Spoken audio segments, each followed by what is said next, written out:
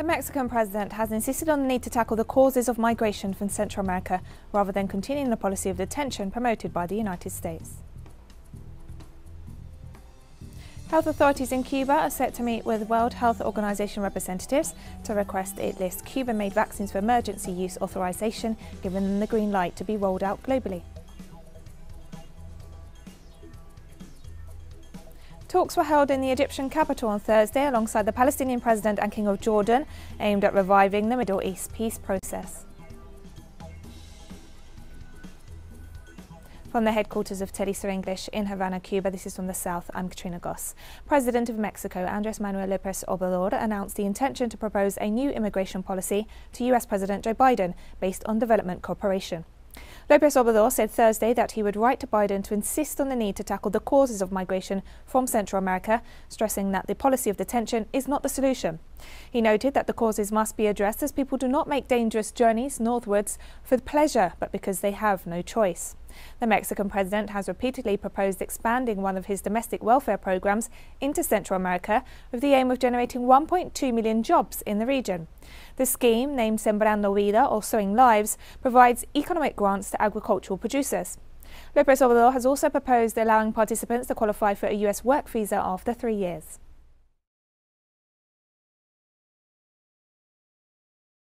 We are working to contain the migratory flow as far as we can, and at the same time we continue to insist with the government with the United States, and I hope that it will be addressed as soon as possible so that action is taken and options are given to those who have no choice but to abandon their villages.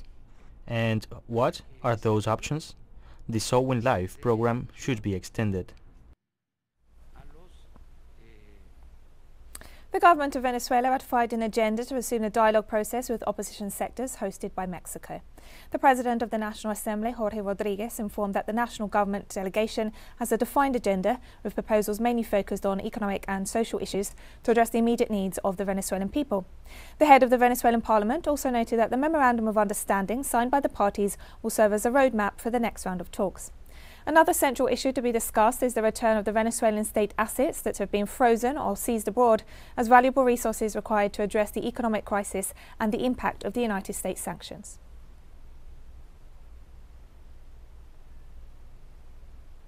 And Venezuelan President Nicolas Maduro pointed out that as a result of the economic blockade imposed by the United States against Venezuela, the economy has been distorted, but efforts are ongoing to address the challenges. The distortions that were created were brutal as a result of the economic war, the criminal sanctions, the imperialist blockade. Distortions were created that brought about great conflicts, and we have to consolidate the solutions for supply, for national production, for fair trade, for balanced and accessible prices, for economic diversification. A balanced and healthy economy is only possible with a process of production and sustained national growth. The new Peruvian government of President Pedro Castillo is moving ahead with its promises to increase spending on key public sectors such as education, as outlined in the 2022 budget bill presented to Parliament this Thursday. Prime Minister Guido Bellido and Minister of Economy and Finance Pedro Frank presented the bill, which includes 7.6% higher spending than the budget for the current fiscal year, which is to be financed through greater tax contributions stemming from a reform of the system. The largest public spending is allocated to the education sector, a top priority for President Castillo as a teacher himself. The bill prioritises health, including the COVID-19 emergency, education, poverty alleviation, security, gender-based violence, access to drinking water and sanitation, among other areas. The economic recovery plan also seeks to generate over 160,000 jobs in local government.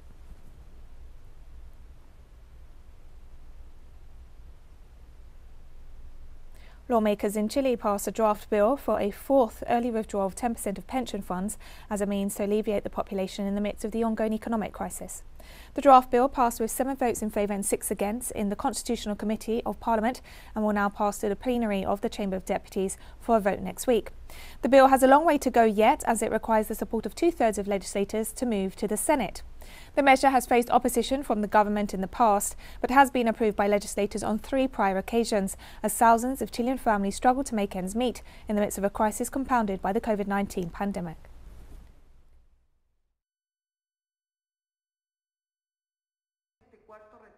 This forward withdrawal will be an incentive to improve the country's economic indicators, an incentive to work, an incentive that will not affect inflation, because those who claim that inflation will increase as a result of the withdrawals are not only wrong, but they are also lying. In addition, a lawmaker for the Humanist Party noted that Chile's pension system, which has been entirely privatized for the past 40 years, is in need of reform. This outdated system is dead. The pension withdrawal fund system is finished as a traditional system, simply because they do not work for Chileans. 1,053 million pesos a day are the profits of the pension fund. However, they do not improve the pensions and have not improved in 40 years. They have stolen the people's money. They have profited with them, and we have hunger pensions. Therefore, this forward withdrawal is one of the way to the agony of the pension fund, in which we will have to move to another provisional model. Protesters in El Salvador mobilized once again against President Nayib Bukele's plan to make Bitcoin legal tender. Demonstrators also condemned the arrest of Mario Gomez, a computer and cryptocurrency expert critical of the measure by the National Civil Police. According to Gomez's attorney, the police detained him without an arrest warrant, seized his phone and attempted to take possession of his computer. In a statement, the police claimed Gomez's arrest was related to an investigation for financial fraud. However, opponents say the detention is connected to the IT specialist's recent activities after he openly criticized the president's decision to make Bitcoin legal tender, pointing out the shortcomings of the law that's due to come into force on September 7th.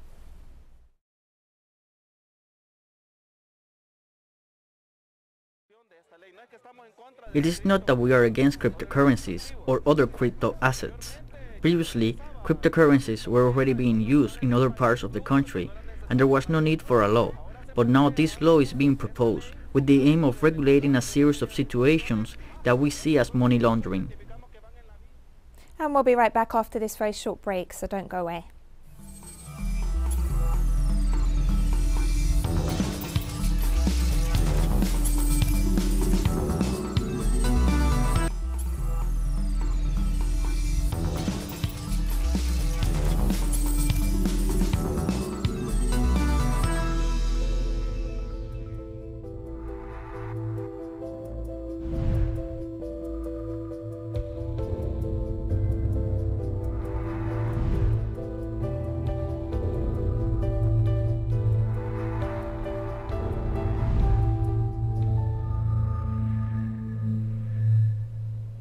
Welcome back to From the South.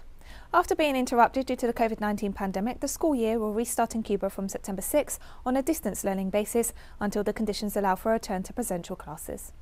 As reported on Wednesday, the first stage of the new school year will be conducted through television lessons and e-learning. Minister of Education, Dr. Ana Elsa Velázquez, informed that students will begin the return to schools once they have been vaccinated. To achieve this goal, 3 vaccination groups have been identified based on age, with a corresponding schedule for vaccination according to priority.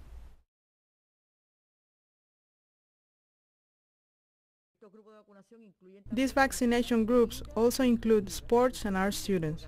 Vaccination will begin in the first days of September to those in 12th grade senior year of high school, the students in 3rd year of technical education, and those in 3rd and 4th years of pedagogical education. The vaccination schedule will allow that, after the 3rd dose is applied, these group students will be able to attend their schools on October the 4th. Also in Cuba, health authorities are set to meet with representatives of the World Health Organization to request its listing of Cuban-made COVID-19 vaccines for emergency use, giving them the green light to be rolled out globally. Cuban scientists have been holding ongoing talks with WHO and Pan American Health Organization authorities throughout the pandemic to share experiences in the measures to tackle the spread of the virus, including treatments and the development of Cuba's own vaccines. Eduardo Martinez, president of the BioCuba Pharma Group, recalled that positive experiences have been exchanged with the international organization and previous authorization has been awarded to Cuban-made medicines such as the Herbabivac HB and Kimihib vaccines. Currently, around 50% of Cuba's 11.3 million residents have received at least 1 dose of the vaccine, with more than 3.6 million fully vaccinated.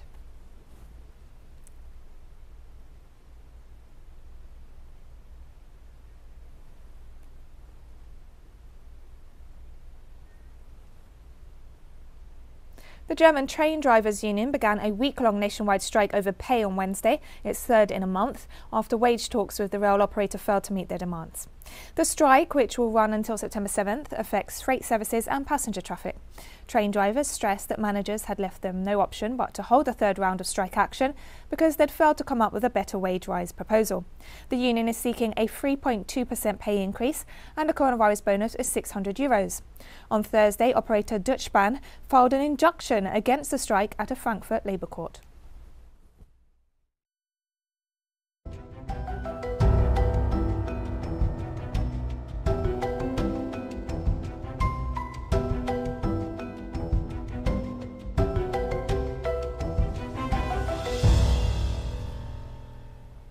The death toll from the remnants of Hurricane Ida in the United States rose to at least 22 people after the northeast was overwhelmed by fierce downpours and localized flooding. 9 of the fatalities were reported in New York, where at least 8 centimeters of rain fell in just 1 hour in Central Park. At least 8 people have been killed in New Jersey, 3 people were killed in Pennsylvania, and a 19-year-old man was killed in flooding at an apartment complex in Maryland. On the other hand, a tornado in southern New Jersey leveled a stretch of houses, and some drivers were reportedly stranded on Wednesday night. More than 200,000 homes in New York, New Jersey and Pennsylvania remain without power, and states of emergency have been declared across the region. Chinese Foreign Minister Wang Yi held a virtual meeting with the United States Special Presidential Envoy for Climate, John Kerry. The US representative visited China's northern city of Tianjin for climate talks. During the meeting, the Chinese diplomat stated that China-US cooperation on climate change serves the interests of both sides and the rest of the world and enjoys broad development prospects, but such cooperation cannot be sustained without an improved bilateral relationship. John Kerry, also former US Secretary of State, expressed his hope that the two sides could achieve leadership in climate change and commit to fully implement the 2015 Paris Agreement.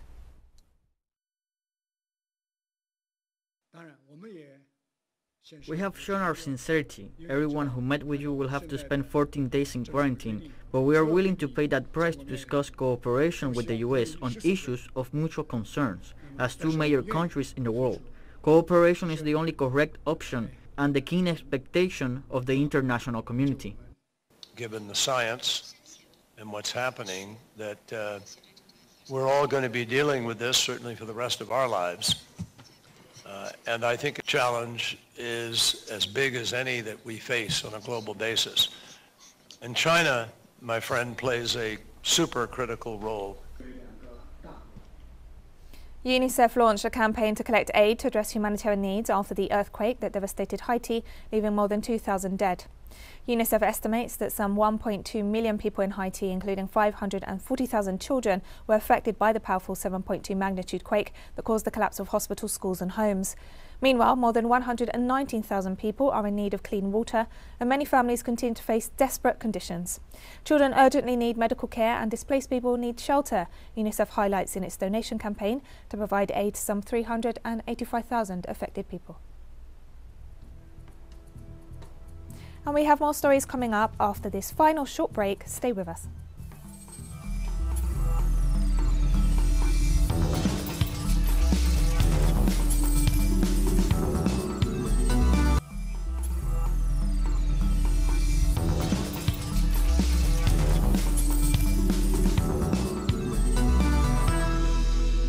Welcome back to From the South. Palestinian President Mahmoud Abbas arrived in Egypt on Thursday for talks with the Egyptian President and the King of Jordan, aimed at reviving the Middle East peace process. Abbas' visit to Cairo comes as Egypt's efforts to reactivate the dialogue process between Palestine and Israel continue, a possibility that was rejected by Tel Aviv last week. The Egyptian government played a decisive role in the ceasefire reached at the end of May after another round of systematic bombardments by the Zionist army against the Gaza Strip left more than 250 Palestinians dead and destroyed some 1,500 homes. In Cairo, Egypt's President Abdel Fattah al-Sisi and Jordan's King Abdullah II discussed the elusive two-state solution to the Israeli-Palestinian conflict with the President of the Palestinian Authority, and the three leaders reiterated that the Palestinians have a right to an independent state with East Jerusalem as its capital, something the Israeli regime continues to refuse to recognise. In Nigeria, primary and secondary schools are closed following restrictions imposed by the authorities in the northwestern state of Zamfara, a day after 73 students were kidnapped by gunmen in the latest in a series of mass abductions targeting pupils. Zamfara state officials imposed some nighttime road travel restrictions, and primary and secondary schools were temporarily closed as part of the efforts by rescue teams and the military to find and release the students.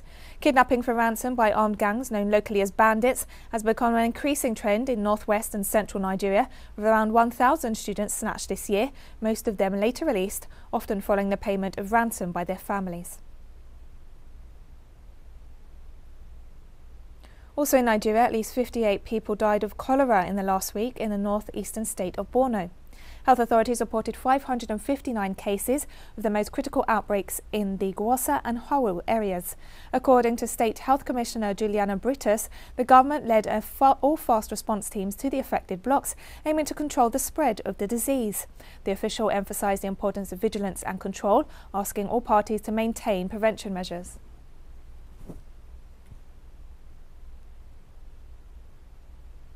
In the Democratic Republic of Congo, at least 10 people died and 80 others went missing after a violent attack in the north of the country. The attack was accredited to the rebels of the Democratic Allied Forces and took place in the northeastern province of Ituri. Local media report that assailants ambushed a convoy and managed to burn 14 vehicles and kidnap 80 people.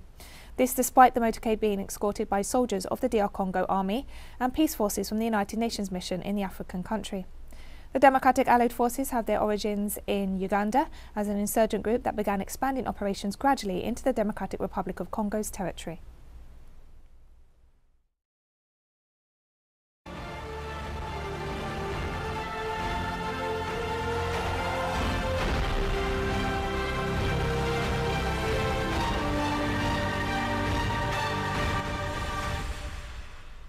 In Afghanistan, the Taliban announced that they are nearing the formation of a new government. Taliban spokesman indicated that the new cabinet could be made public on Friday, shortly after the withdrawal of US troops from the country. The Taliban faces the challenge of strengthening the national economy after 20 years of foreign intervention and war, as well as the formation of an inclusive government to satisfy the Western powers now seeking to have a working relationship with the group. Meanwhile, the Taliban reported that they had captured 11 outposts and killed 34 members of the armed resistance in the province of Panjshir. Zabihullah Mujahid, spokesman of the Taliban movement, said that among those killed were 2 commanders. He also stated that Panjshir's main road is under Taliban control. The front opposed to Taliban rule in the Afghan valley of Panjshir is the only active resistance since the takeover on August 15th. However, the situation on the ground remains unclear as the two sides both claim victories. According to the resistance forces, 350 Taliban were killed in clashes, while 287 were injured and another 35 taken captive. The Chinese Forest Ministry has requested an investigation into the crimes committed by US military personnel against the civilian population during their 20-year occupation of Afghanistan. Foreign Ministry spokesperson Wang Wenbin condemned recent reports that US forces had fired on civilians following the bombing at the entrance of the Kabul airport last Thursday. He also pointed to a series of attacks committed against civilians by US troops and NATO forces since the beginning of the occupation. He recalled that according to the latest data, at least 47,245 Afghan civilians had been killed in the war up to April 2020. In this regard, China urged to protect the lives of Afghans and defend their human rights. The spokesman for the Chinese Foreign Ministry also called on the European Union to immediately stop provocative and confrontational acts in response to a report on political relations and cooperation with Taiwan. The so-called EU-Taiwan Political Relations and Cooperation Report prepared by the Foreign Affairs Committee of the European Parliament seriously violates the basic norms of international relations, the One China principle and the public commitments made by the EU on the Taiwan issue when China and the EU established diplomatic relations. China strongly condemns and firmly opposes this. We urge the relevant committees and members of the European Parliament to immediately correct their wrong words and deeds related to Taiwan and avoid further damage to China-EU mutual trust and cooperation. And we've come to the end of this news brief. Remember, you can find these and many other stories on our website at telesurenglish.net. You can also follow us on social media for all the latest news. We're on Facebook, Twitter, Instagram and Telegram. For teleSUR English, I'm Katrina Goss. Thank you for watching.